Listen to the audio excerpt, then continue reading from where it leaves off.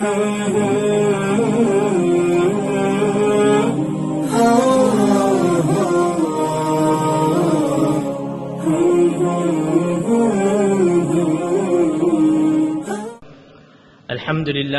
wassalatu wassalamu ala rasulillah wa ala alihi wa sahbihi wa man walah. Amma ba'd. The 20th of November, 1979 appeared to be a normal day in the city of Mecca. The Fajr Adhan was called and hundreds of thousands of people began to line outside of the gates to go inside of the Haram to pray the typical Fajr prayer. However, this day was going to become an infamous day in the history of the Ummah. This day, by all appearances, started out normal, but by the end of the day, an incident, the likes of which the Ummah has never seen, occurred. After the Fajr prayer finished, this day, the 29th of November, 1979, which corresponded to the 1st of Muharram, 1400 Hijrah. After the Fajr prayer finished, led by Shaykh Muhammad ibn Subayl, who is still one of the Imams of the Haram, immediately after this, a few gunshots were heard inside of the Haram. And then there was some commotion in the front lines, and a person stood up and grabbed the microphone that Imam Subayl was leading the Fajr prayer with. A number of other people stood up and overpowered the guards surrounding Shaykh Subayl. And then this announcer started speaking. This announcer started announcing. He started talking about the corruption of the present state and regime, and the evils that were rampant in society, and the fact that so many of the signs of the Day of Judgment were being fulfilled in front of their eyes. And he then began to mention that the Prophet ﷺ predicted that a mujaddid, a renewer of the religion, would come every 100 years. And he then mentioned the hadith about the Mahdi, this figure that will come towards the end of times, when all of the earth is filled with injustice and evil. And he said, this is that time. And he then said, we have the Mahdi in our midst. And he told a certain person to stand up and called him to the microphone. And he said, O Muslims, this is your Mahdi. Give bay'ah to him. Give the oath of allegiance to him. And this person, whose name was Muhammad ibn Abdullah, from the tribe of Qahtan, the pure tribe of Quraysh, of the descendants of Quraysh. This person, Muhammad ibn Abdullah al-Qahtani, stood there, and the announcer, whose name was Juhayman ibn Sayf al-Utaybi, the announcer then demanded from all of the Muslims in the Haram that this is the Mahdi.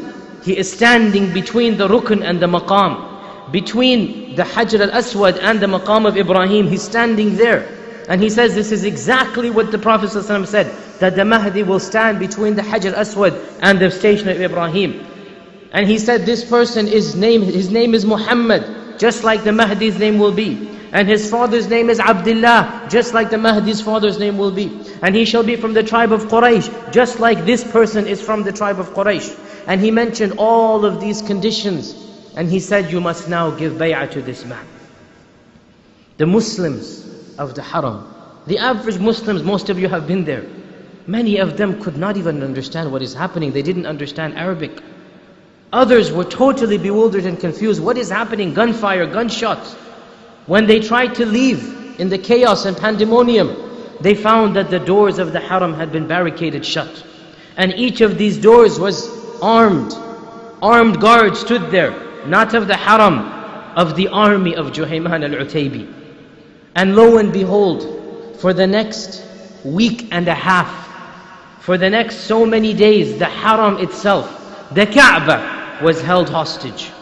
The Kaaba was held hostage, and nobody was allowed to enter or leave for some days, until finally Juhayman's group allowed the other Muslims to leave who did not want to remain there. They could not feed them and take care of them, so they allowed the other Muslims to go after 3-4 days.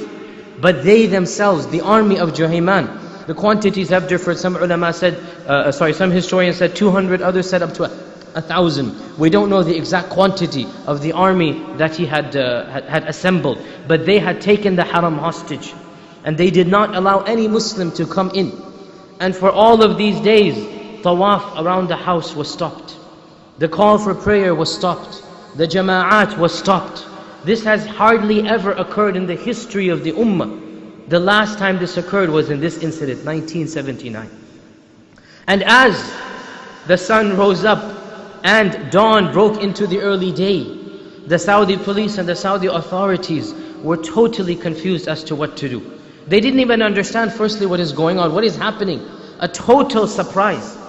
And when they sent policemen, when they sent some of the army to try to find out, Juhayman had stationed snipers on the minarets of the haram.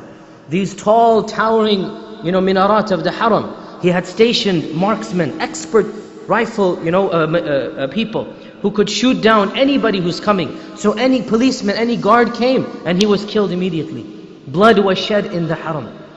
And so the authorities began to have meetings, negotiations. They didn't understand even what is happening. It took them a whole day to figure out this was a group who claimed to have the Mahdi in their midst.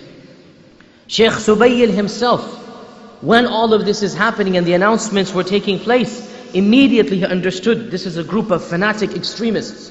And while all of this is taking place, he lost himself in the crowd. He did not want to be held hostage for no reason. And he managed to escape wearing the clothes and the garment of a woman, wearing the hijab and the abaya of a woman. He managed to escape in the crowd. And he was one of the main sources of information to the authorities, describing to them what exactly was happening inside of the haram. The Saudi authorities tried certain tactics, but the people in inside the haram were adamant. They would not leave until the royal family abdicated, until they gave up the power, until all of these conditions were met. And of course, these conditions would never be met no matter what anybody does. So the authorities decided that they're going to storm the Kaaba itself. They're going to send the military, the army, in to fight these people.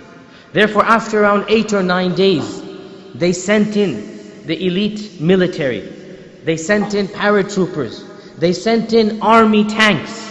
The tanks went up the same stairs of the haram that we all have used. They went up these steps and they broke down the barricaded doors of the haram. And hundreds of military men stormed inside the very structure that we know. It is the same structure. It wasn't rebuilt again. And a war ensued inside the Kaaba, inside the haram itself, in the shade of the Kaaba. A war ensued. And what happened was that the followers of Juhayman al-Utaybi, they barricaded themselves in the basement of the haram. Those of you who have gone recently, you know that there is a basement inside the ground floor. From the Kaaba, you walk up the steps. Immediately as you walk up the steps, you will find other steps going down. For many years, those basement doors were shut. Those of you who went throughout the 80s, those doors were shut. You saw them, but they were never opened. Early 90s shut. Only recently, when the memory died down, when all of that fear and whatnot was finally quelled, only recently the doors have been opened. What happened was the army of Juhayman, or the followers of Juhayman, they took shelter in these basements. And the advantage of this was that these basements, they only had one way in, which was those stairs. So any person tries to come, they can immediately shoot and kill him. So hundreds of people were barricaded inside this basement. And the authorities figured out that there was no lack of water firstly. Well, the water was available. Where was the water coming from? Zamzam. And then there was no lack of food because these people had carried in bags of dates. And they questioned, where did they get the guns from? They figured out that the guns had come in the Fajr prayer, the Fajr of the same day. They had brought in bodies, janazas, but there were no bodies inside those green sheets. They were full of semi-automatic weapons, rifles and guns. Instead of people and corpses, there were weapons meant to create corpses. This is what those people brought in. And in those days there wasn't much checking. Those of you who have lived in Arabia in the last 20 years, you all know how strict it is. You cannot leave your house without iqamah. You cannot enter a city without permission. In the 70s there was no such thing. It was this incident that changed the entire system of Arabia. It was this incident that caused so much panicked for good reason that they changed the entire system of people residing in Arabia and coming in and coming out. It was this one incident.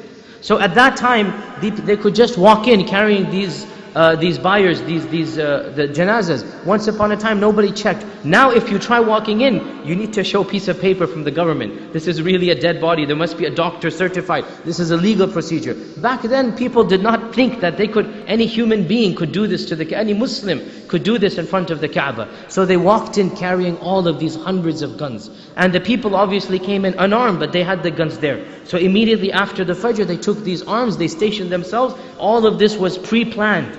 Every person was assigned a place and what to do. So as we said, for 8 days, the authorities were confused what to do. Finally, the ulama gave the fatwa that these people are renegades, they are bughat, they are people who are working against Islam and the Muslims. It is not possible that the real Mahdi would do these tactics. And so they gave the fatwa, it is permissible to bring the army in. Because generally speaking, fighting is not allowed inside the haram. It is prohibited. The only time it is allowed is in self-defense, as in this case. So they gave the fatwa, it is permissible. Therefore, hundreds of armies came in, paratroopers, tanks, military personnel, all of them. And we said a small battle, a small war ensued between pillar to pillar, guerrilla warfare.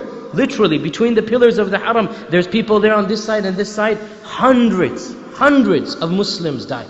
Hundreds of Muslims died. Many of them the followers of Juhayman, many of them of the Saudi police force. And in this battle, this supposed Mahdi himself, Muhammad ibn Abdullah, also was killed.